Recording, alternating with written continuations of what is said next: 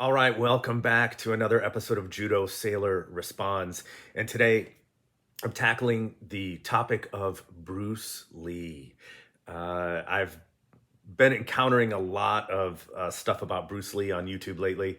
A lot of misinformation on both sides. You get people, you get the people that are completely dismissive of Bruce Lee, the haters, I'll call them, the people that say that Bruce Lee was quote unquote just an actor, right? And then you get the fanboys that believe that he was the godfather of MMA. And man, would I like to punch Dana White in the face for ever saying that. It's completely not true. Or that believe that he was the greatest fighter in the world, or to be honest, even much of a fighter at all. And my view is in the middle. I've always been a big fan, loved his movies. I have read The Tao of Jeet Kune Do. I've read some of his earlier writings. I've watched every interview that he ever conducted, every bit of footage on him that you can find on the internet, and I've been doing this for years. So I've always been a big fan, and my view on him, which I believe is 100% supported by all the verifiable evidence. I have come to a point which is in between both the haters and the fanboys. And that actually makes me, in the eyes of the haters, it makes me a fanboy.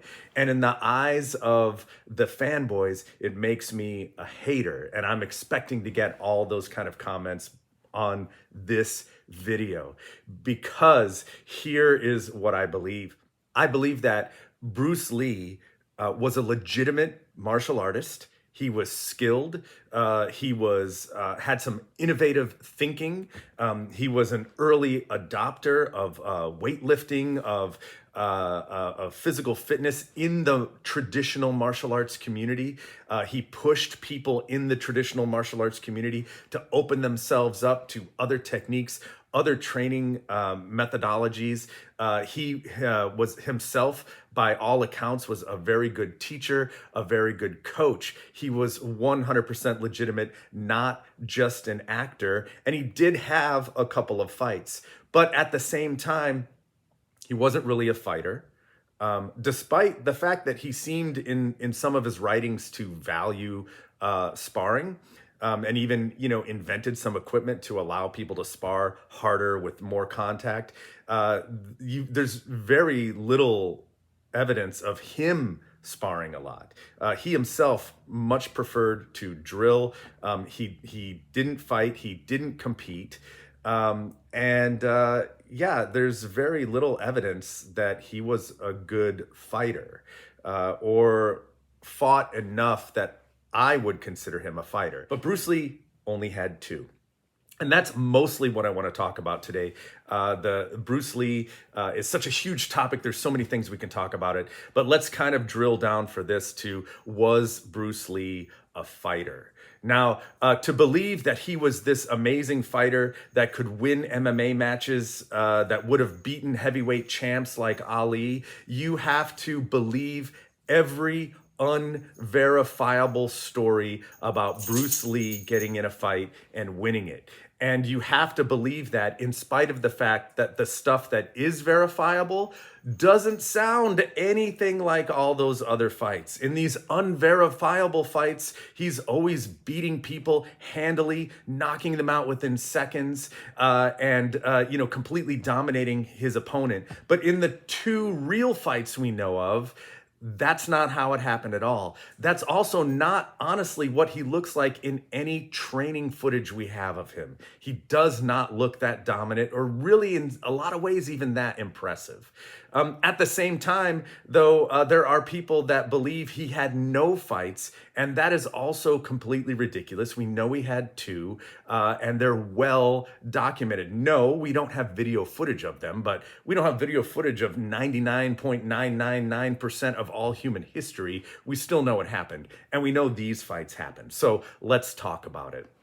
Here's the two fights that we know happened. First, when he was a kid in high school. Now, he was a senior, so I think he was actually, might have been 18, but he was still in high school at the time. he had an amateur high school level boxing match against a guy named Gary Elms. This is well documented. There's an English language Hong Kong newspaper that talks about this, right? That verifies that this happened. The Bloody Elbow did a great article on it. They even tracked down his opponent, Gary Elms, and interviewed him before he passed away. He's now no longer with us. And so that, for the haters, that happened. Bruce Lee stepped in the boxing ring, tested himself against another boxer, and he won. He won that fight. So that's a verifiable fight that he had. If you're a hater against Bruce Lee, you can't say he never fought, because he did. That's one of the times. But if you're a fanboy, the problem is I've had so many people in comments say he won a boxing championship. That's not necessarily true. And even if it is true, that makes it sound like much more than it is. He just had the one fight. It's not like he won a tournament or something like that. But there is nothing to indicate that the fight he had with Elms was a championship fight. In fact, Bruce Lee did win, but he won a decision. And it was apparently kind of a boring decision, because while the article does mention some of the action that took place that night, it doesn't mention any action between Lee and Elms. It simply lists that they fought and the result, and that's it. So to the haters, there's a verifiable fight that Bruce Lee had. To the fanboys, it wasn't that impressive, didn't mean that much. The two high school kids had an amateur boxing match, and Bruce Lee won a apparently unimpressive decision over Elms. That's it. The second fight that is verifiable is the challenge match that Bruce Lee had against Wong Jackman. And we know this fight happened because, unlike a lot of the other apocryphal fights and challenge matches that Bruce Lee supposedly had, this one, the opponent is named. Bruce Lee talked about it, said that it happened. Wong talked about it, said that it happened. And a bunch of third-party witnesses talked about it and admit that it happened.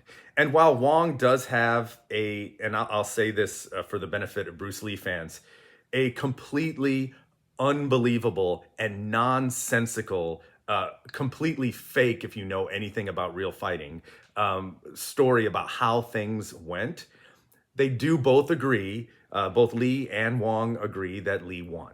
Okay, so we have a verifiable fight that Lee won.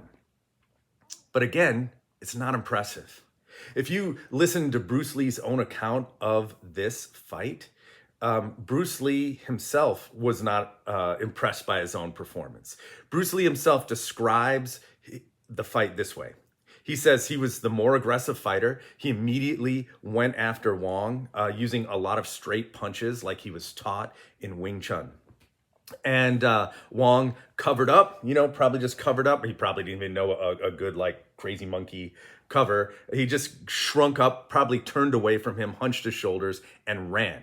And so Bruce Lee chased him down. In the process of chasing him down, they both tripped, fell over. Bruce Lee wound up on top, landed a little light ground and pound, and Wong, because, clearly he knew nothing about grappling and didn't know how to get out of that position, basically gave up.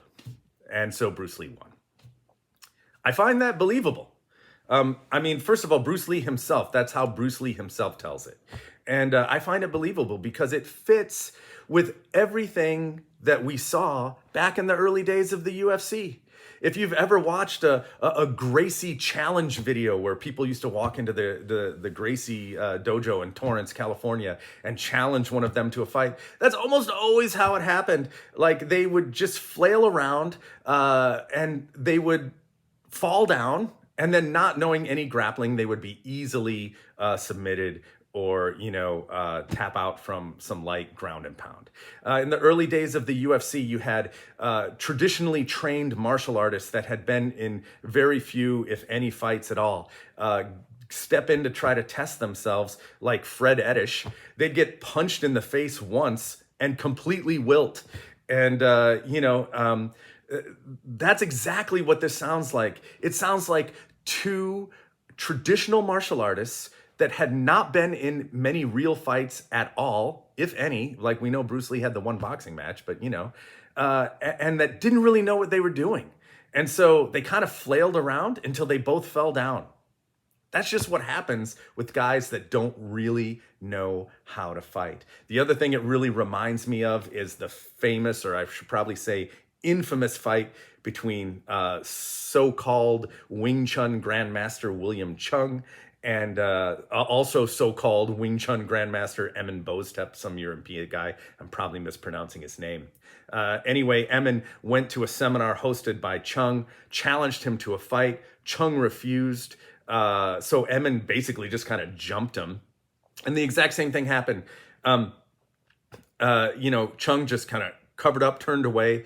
Emin wasn't really able to land anything that effective. They both fell down. Emin wound up on top and ended up, getting Chung to give up or cry uncle or whatever after receiving a little light ground and pound. I mean, it's almost identical to the way Bruce Lee describes his fight with Wong.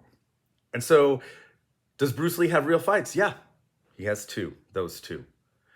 Are those impressive fights that say a lot for his fighting ability? No. In fact, it sounds like exactly what Bruce Lee was.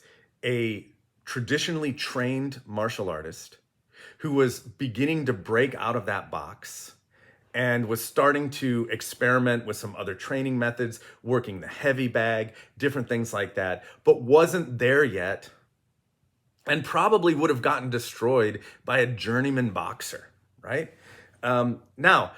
Bruce Lee did have some innovative ideas. He was a legitimate martial artist, and that's why people liked to train with him. And it kind of depends on who you believe, because I know what people are going to say. In the comment section, you're going to say, what about Jim Kelly? Rest in peace, man. I was a big fan of Jim Kelly. He's made some amazing, fun movies to watch. But what about Jim Kelly? Jim Kelly said he saw Bruce Lee fight someone, a well-known famous guy, in a closed-door match, and Bruce Lee destroyed him, right? But again, I don't believe him. And I don't know why you would believe him. The opponent is not named. Bruce Lee never talks about it. We don't know who the opponent is, so they clearly never talked about it. It's ridiculous. Why would you believe something like that? It makes no sense, and it doesn't fit with what we do see about Lee. Like, how can you hear Lee's own account of his fight with Wong Jackman, which is clearly someone that's not great at fighting, and then suddenly believe he's able to dominate a famous competitor who actually does spend a lot of time fighting? Like, that's not logical. It doesn't make any sense. So it depends on who you listen to. If you listen to guys like Inosanto, who, no disrespect to Inosanto, guy's an amazing martial artist. Shoot, I think he's a Brazilian Jiu-Jitsu black belt right now. He could certainly kick my ass. But that guy loved Lee. I mean, he's a fanboy and had a close personal relationship with Lee. So, of course, he's not going to say anything but really good things about Lee. I get it. If you want to believe him, that's your choice. But I much prefer and find much more reasonable, like the people like Chuck Norris, Bob Wall, Joe Louis, not the boxer, but Lewis, the white kickboxer guy. They all gave a much more nuanced view of Lee. And they're not haters. They all were personal friends with him. They trained with him. They clearly valued him, thought he had something to contribute, and believed he was a legitimate martial artist. But they're all very clear that he wasn't a fighter.